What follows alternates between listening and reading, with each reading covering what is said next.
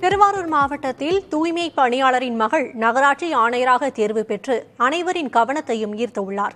மன்னார்குடியைச் சேர்ந்த தூய்மை பணியாளர் சேகர் செல்வி ஆகியோரின் மகள் துர்காவுக்கு வட்டாட்சியர் அலுவலக தற்காலிக ஊழியர் நிர்மல் குமாருடன் 2015 திருமணம் நடைபெற்றது. தனது கணவர் அளித்த ஊக்கத்தினால் போட்டித் தேர்வுக்கு தன்னை தயார்படுத்திக் கொண்ட துர்கா 2016 ஆண்டு முதல் குரூப் 1, குரூப் 2, குரூப் 4 ஆகிய தேர்வுகளை எழுதி வந்தார். விடாமுயற்சியுடன் 2022 குரூப் 2 முதல்நிலை தேர்வு எழுதி வெற்றி பெற்றுள்ளார். தொடர்ந்து 2023 நடைபெற்ற முதன்மை தேர்விலும் தேர்ச்சி பெற்று சமீபத்தில் நடந்து முடிந்த நேர்முக தேர்வில் 30க்கு 30 மதிப்பெண்கள் எடுத்து வெற்றி பெற்றார். இதன் தொடர்ச்சியாக அவருக்கு CID சிறப்பு பிரிவு உதவியாளர் பதவி கிடைத்துள்ளது.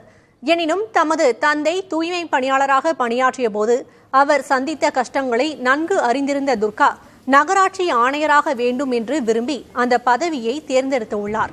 அதன்படி கடந்த ஜூன் 3ஆம் தேதி அவருக்கு பணி நியமன ஆணை வழங்கப்பட்டது. அடித்தட்டு நிலையிலிருந்து ஒரு உயர்மட்ட அதிகாரியா போகணுங்கிறது என்னுடைய ரொம்ப பெரிய ஆசை சார். அது அப்பாவோட ஆசையுமே கூட. அதனால தான் சார் நான் SBCID தவிர்த்து முனிசிபல் கமிஷனர் சூஸ் பண்ணேன்.